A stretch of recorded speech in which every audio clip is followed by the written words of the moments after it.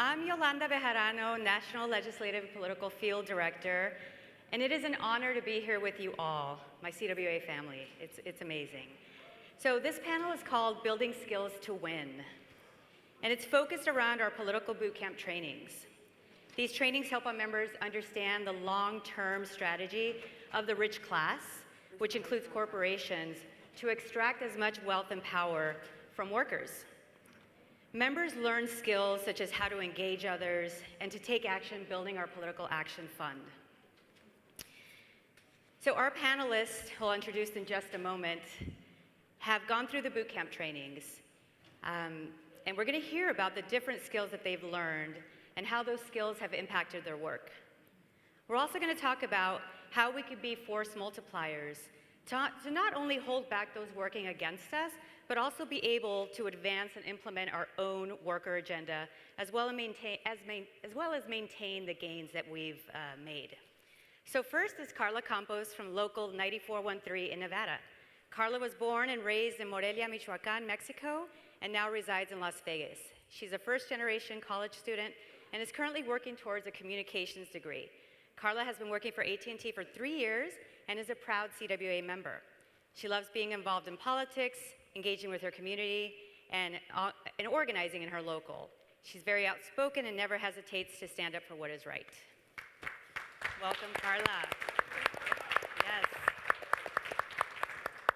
Next is Rashawn Clayton from Local 7050 in Arizona. Rashawn is from Macon, Georgia, and currently resides in Mesa, Arizona. He works for AT&T Mobility as a customer retention specialist. When he was first hired, he immediately filled out his union card. He is the executive vice president of his local and vice president of the Phoenix chapter of the A. Philip Randolph Institute. Welcome, Rashawn.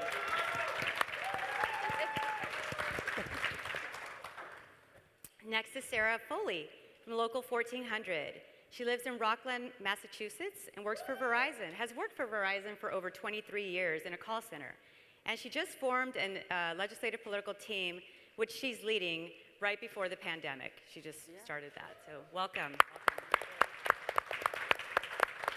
And our final panelist is Anthony Cotton from Local 3250 in Georgia. Anthony is an Atlanta native, born and raised. He's also the oldest of two. His mom was a CWA member and his father a Teamster. Anthony was a 3-letter athlete in high school. He attended Morehouse College and graduated from Mercer University with a bachelor's in business administration and a minor in accounting. He's been employed at AT&T for over 33 years and is a proud CWA member. Welcome. All right, so we're going to have a conversation. Our first question is for Carla. In the bootcamp trainings, we do a lot of practice around storytelling. How was that experience for you, both sharing your own story and learning, listening to other stories? Yes.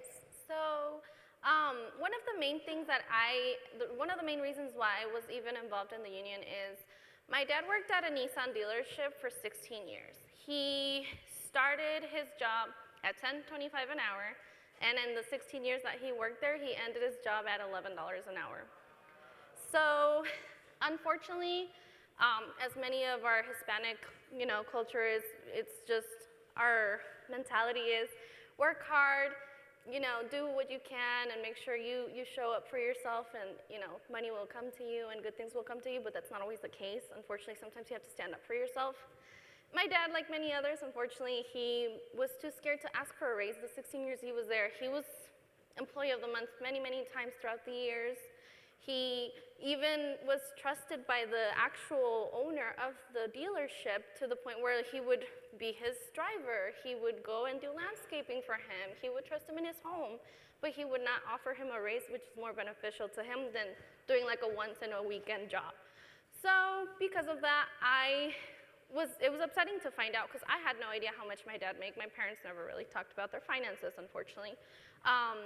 And when I found out, it made me so angry to know that, after 16 years, you only got a 75-cent raise. How embarrassing of a company that makes millions of dollars to not even offer somebody who works super hard for them nothing.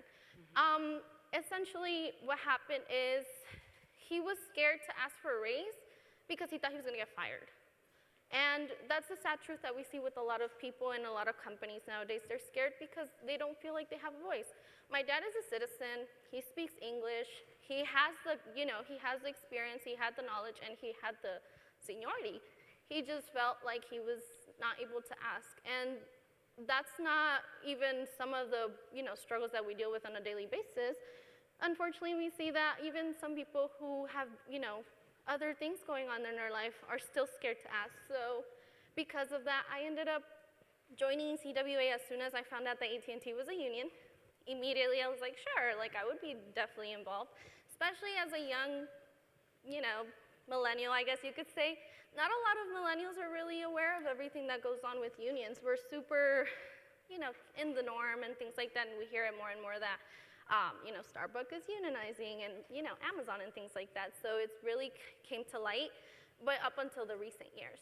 So, with the storytelling, hearing stories from other people, hearing stories on how I kind of started and what kind of brought me into be, part of the union and part of the organizing and political stuff, it made me realize that everybody needs to be more aware, be more educated. It's important. And then on top of that, I think the biggest takeaway is knowing how to educate others.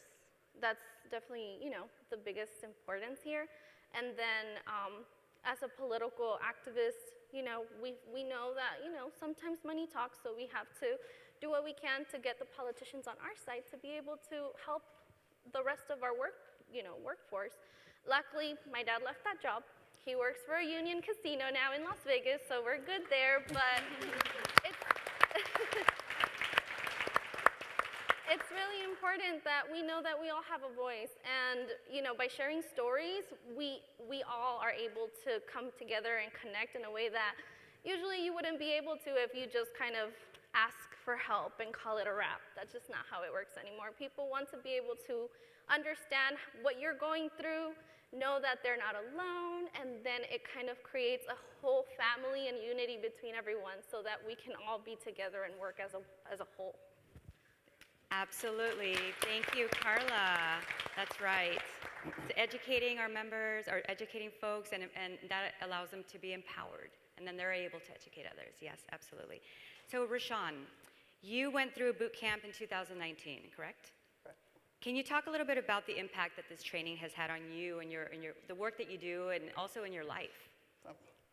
Well, that boot camp training taught me a lot. CWA is made up of a very diverse group of people. We all come from different backgrounds, and we share different beliefs and ideologies. But the boot camp taught me to prepare me to have an uncomfortable conversation with my members who don't share the same idea, but we do have this common goal of, fighting for what we believe in when it comes down to workers' rights and labor. And that helped me tremendously to get that. And through that, my path contribution has went astronomically since 2019. We're still growing. And yeah, the boot camp was great for me. And it empowered me, and I did things and organizing and mobilizing and empower others. And just when I do my orientation and I tell my story, and I see how people get behind it, it's one thing to get people to sign a dues card, but on top of that, to get them to do a path card on top of the dues card in the same day, that means they motivated. And so, one ask is hard, two ask, it's almost impossible. Then sometimes I throw a third ask. You want to do a phone bank too? But with that, if you get the trifecta, you be like, man, this guy's good. So, but it was great though, I have to give a shout out to Ms. Yolanda, my boot camp drill sergeant Fernando, boot camp drill sergeant Ginger Lane. They taught me, they instilled that in me. I take that to me every day, and wherever I do, I have those grassroots in me. So, thank you, Rashawn. Oh, I'm clapping for myself. I can't do that.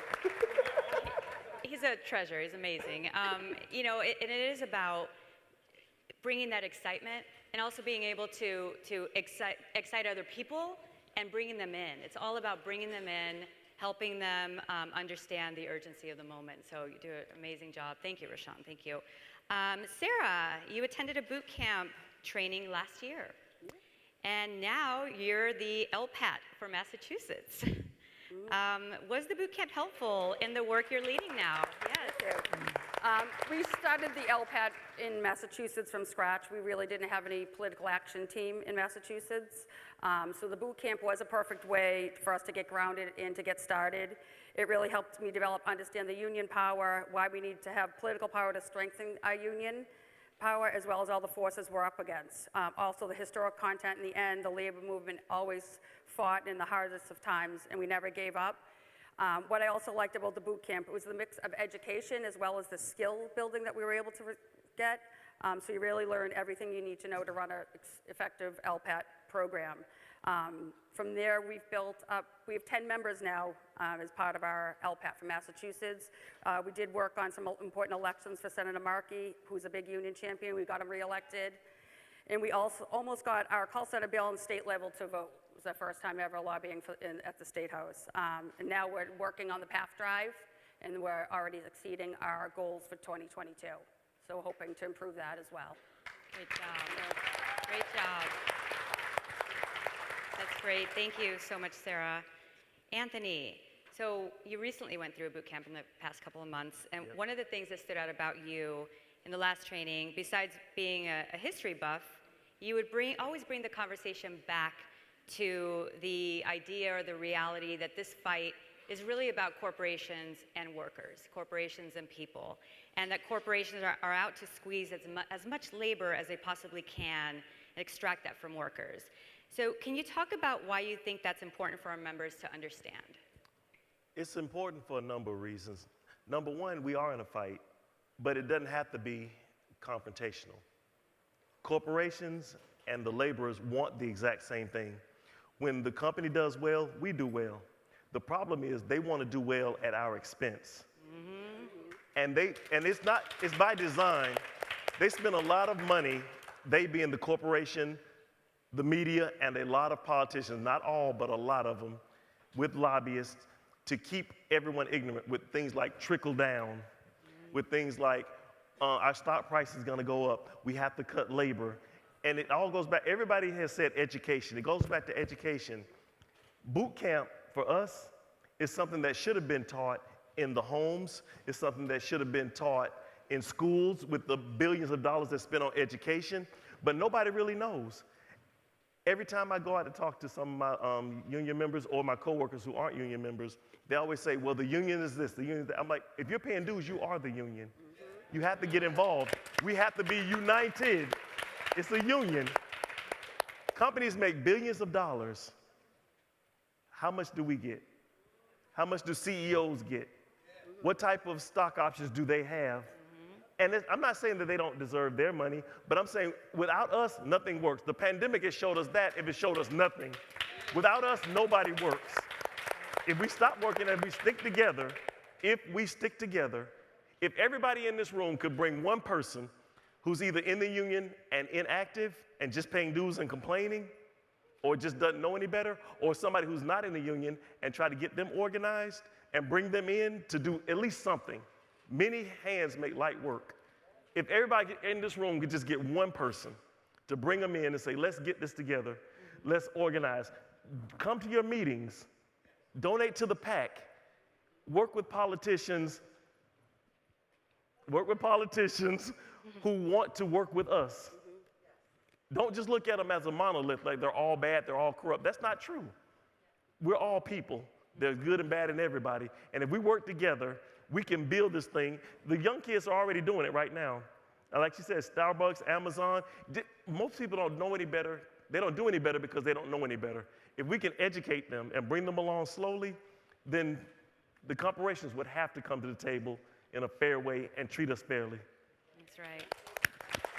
That's right. That's right. Thank you, Anthony. So another thing that we focus on in our trainings is the repetition. We practice our organizing conversations. We practice our PATH asks. We do the round robin exercise around PATH that helps us, our members, practice their asks and helps folks get past that fear of rejection, because that's a real fear. So after the training, how did this help you with your PATH goals? And I'll open it up to whoever wants to answer that. How did the repetition and the organizing practice help you? I go first. I mean, like I said, it helped me tremendously because in Arizona, we're making that change to become a blue state, but we still have our fair share of Republicans and members and stuff like that. But when the Red Robin teach me how to come over that adversity, when they say, oh, CW is all about Democrats. No, CW is about workers. If there's a Republican person that want to work with labor, we would talk to them, but they don't talk to us, but we offer to talk to them. And I said, at the end of the day, what we think about, everybody who clocks into their work, we come here to do something, and we have a reason why we clock in. We don't clock in because we have nothing to do, because we didn't have nothing, when we were rich, we wouldn't clock in, but we all clock in because we got to take care of our families, our community, and so we all have that common goal, and that's that common interest that we have, and I tell everybody, so when you come in, clock in, I'm not rich, you're not rich, so go ahead, fill out this path card. Let's get somebody to help us get more money, more time off, better benefits, safety at work. Wherever you need, that's what that path does. They give you that gateway to hold these politicians accountable for what we asked for during the elections. Awesome. Thank you. Anybody else want to chime in on this? Yes. Oh, go ahead, Carl. Go ahead, Carl. Ladies first. So because we're in Nevada, our local is one local for the entire state of Nevada. If you guys are not aware, Nevada is a right-to-work state, unfortunately. One of the biggest things is that, we've been trying to pass laws because one of the things that our president always says and our vice president always says for our local is it's easier to pass laws sometimes than come to an agreement in a contract. And it's true, unfortunately, but the biggest thing is that, by repeating with people and just reminding them the things that you actually are able to do through politics, it's the biggest thing that we've seen, and we see it in the AFL-CIO office all the time with Susie Martinez. She has a sign that says, your employer is into politics.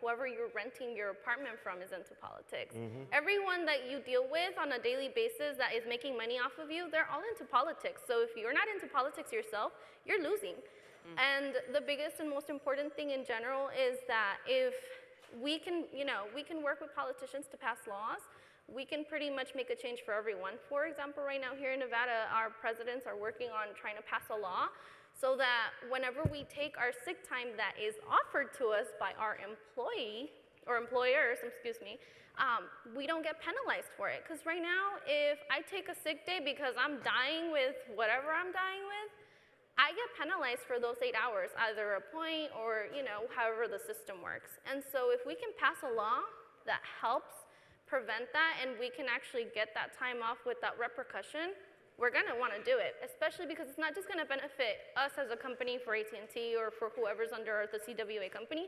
This is like a statewide law that we can pass for absolutely everybody and all the companies that are in that state. So that would be beneficial to everybody who's in the working class. Awesome. Thank you. Anthony.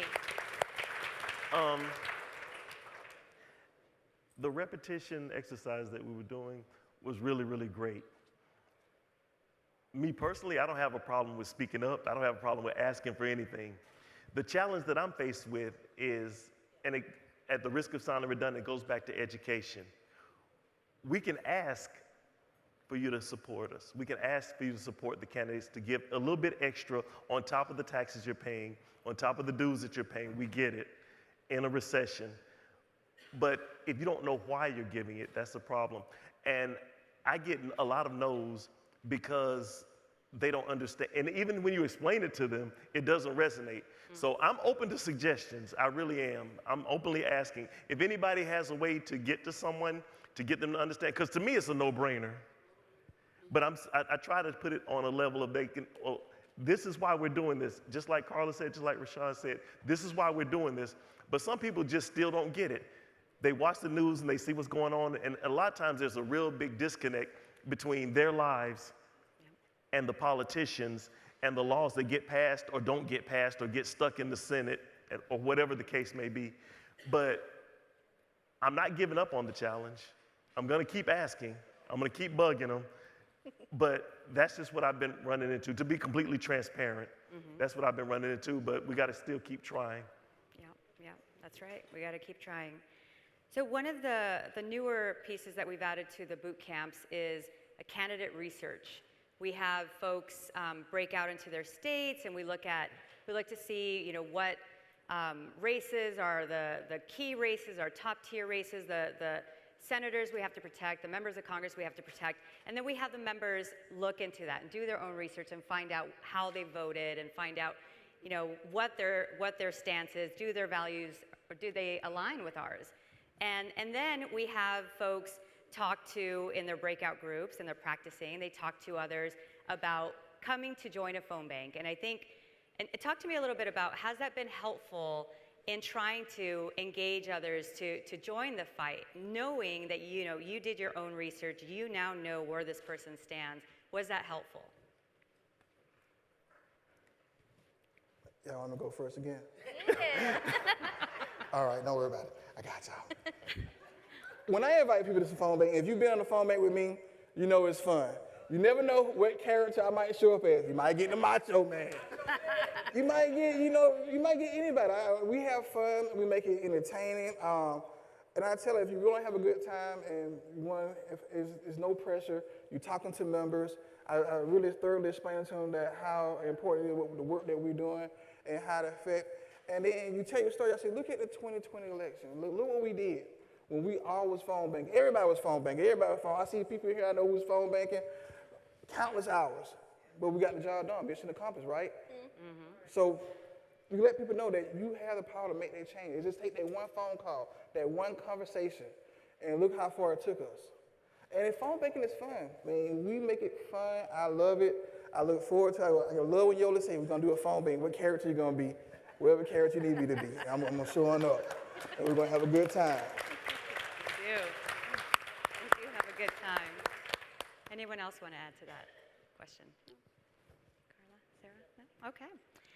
So, question for the group. What are the skills that you believe that all of our members need to have in order for us to win whatever fight we find ourselves in? I'll go first on this one. We were just talking about this last night, actually. I believe that every member of our union should attend boot camp. Every single member, whether you're active and paying dues and on the phone bank already, or whether you're just paying dues and complaining, take the boot camp, engage in it, take a little bit of your time, go through the process, and learn, and get the education. Yep. That's where I stand. That's right. Anyone else, Carla? Yeah, I definitely agree that that's one of the most important things at boot camp. I love whenever we get new hires. I love talking to them. I am like your #1 organizer when it comes to the state of Nevada. I love talking to people, just in general. I'm a talkative person, but it's so fun because whenever a new hire comes in, I always love to hype up the union because when I was out of high school, I didn't know what the union was. In Las Vegas, the union's pretty popular, the culinary union, because of the casinos and such. So I knew it was a good thing, but I didn't know why, and I didn't know who was the union or anything that had to do with it. So whenever we get new hires, I know that most of the time they don't know what a union is just as much as I did, if not less. And it's so important to be able to have them be educated and aware of what is going on in their workplace, around their community. And with boot camps like this, it really gets people involved more than anything, and then it definitely does the education portion, which is 100% the most important thing here. And then once somebody's educated enough, they can pass the knowledge down. We are 100% communication workers of America, so what's better than communicating? You know what I mean? That's like how we get around. That's right. That's right. This is a question for Sarah. How has the training impacted your leadership skills? Because you went from taking a training last year to now running your political program in Massachusetts. It was good. They gave us the skills and the training in order to do that, and the confidence. All the trainings I've ever taken have been amazing, and we've all learned on the group because we all started together. So it's definitely the education and learning and picking up pieces from what other people say, because you meet so many people from other areas that help give tips to help make it successful. Awesome, awesome. Anyone else want to comment on the leadership skills you've learned? I can. Yeah. I'm a very talkative person, so as a talkative person, bossiness comes around, leadership kind of takes its toll, you know? And one of the biggest things is that as someone who, you know, I was a manager at one point at a previous job, so I had the like manager mindset, but when it comes to being a leader, it's different. You have to fluctuate your teaching skills to whoever you are teaching, because not everybody learns the same way. Not everybody understands everything the same way. My brother has ADHD, so for him, grasping concepts, not as easy as it was for me. And, you know, it kind of taught me that being a leader means being able to change your teaching style so that whoever learns differently understands and gets the subject and grasps it completely for you. Oh, I love that. Changing your teaching styles, yes, 100%. And it really is, you know, these trainings help you understand and it helps you listen to others, really listen to other folks' stories and building real relationships. I think that's the key. And we talk about, in the trainings, we talk about our values and how our values are our power in our union. Our values are our power. We find the commonalities and we stick together and fight. You know, it's people like us doing things like this and trying to, I was thinking about this morning, like everything starts with an E here, so we have to like, engage folks. We have to empower them through education. We have to energize them, and we have to bring the energy to the work that we're doing. And you all do that wonderfully, and just another round of applause. Honestly, you all are amazing. But it will take all of us. I think we to give a baseball analogy, we have to get out of the bleachers and into the field. This election is, again, we say this all the time, but it is so critical. We're seeing what's happening. If anybody's watching the January 6th hearings, you know what folks were trying to do. You know you know, trying to take away our democracy, our rights. We have to fight back with everything that we can. And on that note, I just want to give a shout out to Rashawn Clayton. You know, in these hearings, they do, I'm going to veer off a little bit, but they do talk about Arizona and the Arizona election, and there were people making calls and trying to overturn the election. When Kanye West decided to run for president, we knew he was trying to spoil the election, right? He's trying to spoil the election. Rashawn Clayton filed a lawsuit against Kanye West to keep him off the ballot.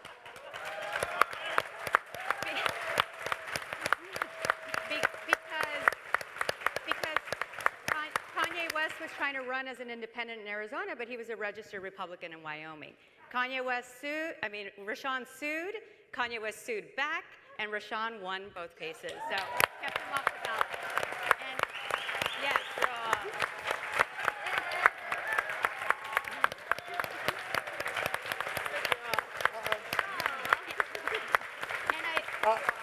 all I can say, the album is on the way. The album is on the way. The album's on the way.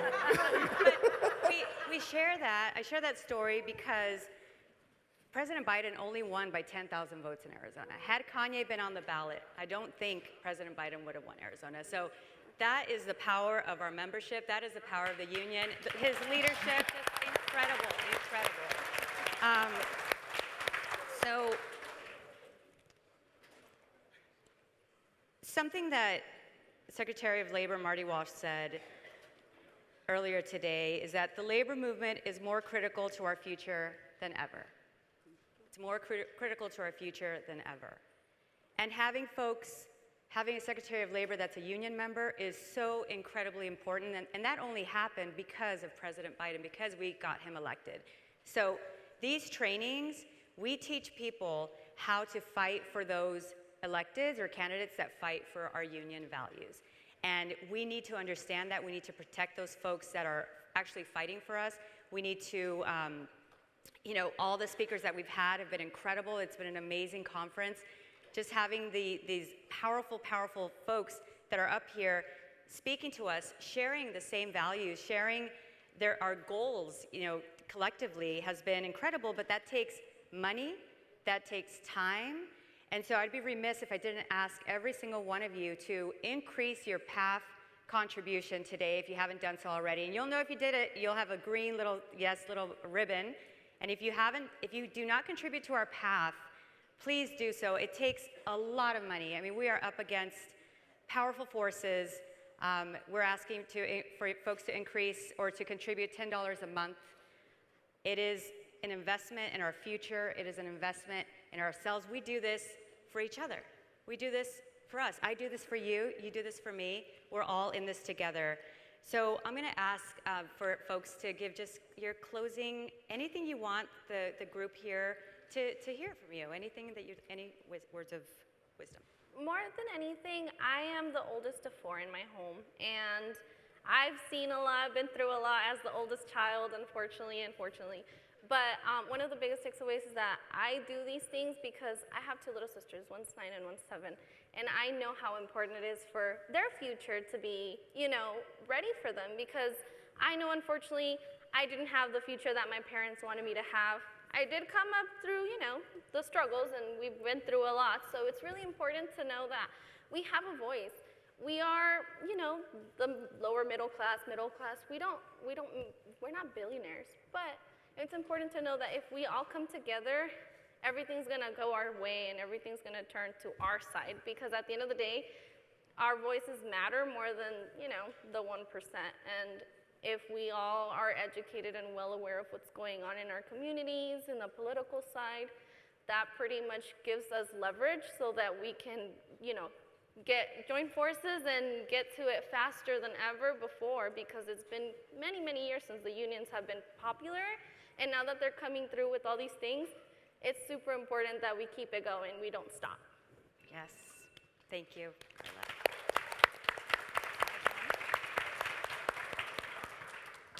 I just want to leave off with, let's think about this. The word union begins with the letter U. So that means it starts with you. That's right. Guess what starts with you? Us. It's going to take all of us together to make these changes. So you, when you talk to your member, I tell you, I always start with you. You're not just a dues paying member. This is your union, so it's you. And it's going to take us together to make these changes. And I just want y'all to take that back to your locals and everything, and use that model. And that empowers people to know, you can make a difference. We can make a difference together. Yes, absolutely. Sarah. We all have a voice, so we all need to use that voice. There's a lot of members in like my local that are quiet and aren't involved in the union. So if you talk to like one person a week, try and get them more involved, explain more, educate them. It helps the union become stronger. And I just feel everyone has a voice to educate each other. Yes, absolutely. Thank you, Sarah. A few years ago, I was unhappy. Actually, I was angry. I was jaded and really skeptical about the way a lot of things were going on with a lot of our members, because I was getting frustrated. I know what needs to be done, and I was complaining, I was fussing at everybody, and I came this close to quitting. I'm like, you know what, I'm gonna keep my money, I'm gonna put it in an investment and just not give any more to the union and just be through with it. I'm okay already. I'm fine, financially I'm good, but I said, wait a minute, let me think about this for a second. Then I decided, you know what, I'm gonna stay in the union. I'm going to hold the leadership accountable. I'm going to try to get involved. And I didn't know how I was going to get involved. I just started talking a lot more. And because I'm in the union now, I have a voice. If I got out, then I wouldn't have a voice. Mm-hmm. Next thing I know, my president, shout out to Barbara Tolbert, 3250 in Atlanta, Georgia. She came to me and she saw something and said, you know what, I need you. I need you to do this, I need you to do that. And I'm like, at first I'm like, I don't have time, I don't want to do it. Then I'm like, wait a minute, I can't be a hypocrite. Yeah. Let me get involved and let me be the change I want to see. Mm-hmm. And so far so good. I'm ready, I'm excited about the future, and I'm ready to move forward. I'm glad I'm here. Thank you. Thank you so much. So I hope you all got a little bit of a taste of what these boot camps are about and what they do, and just how empowering and how incredibly important they are to our movement. This training really changed my life. The union has changed my life, and I know that we've talked about this. It's changed all of our lives. Yes. And you all probably feel the same. Like, this union has changed our lives, and it's just incredible. So I do want to thank the panelists again, our members, incredible round of applause again. Oh, yes, yes, yes, yes, yes. I forgot to say one last thing. Yes. I got to thank my president, David Blackburn, for giving me the opportunities, to do these things and just bringing me and mentoring me too, because like, I just got to give him a shout out, man. Oh, It's yes, incredible. absolutely. Thank you, President Blackburn. Shout out to all the presidents and all the mentors. You know, it really it happens because we all work together. We all do this work together. People like us do things like this. So thank you all so much. Hope you all have a great rest of your day. Please stick around. We have a great rest of the program today. Thank you.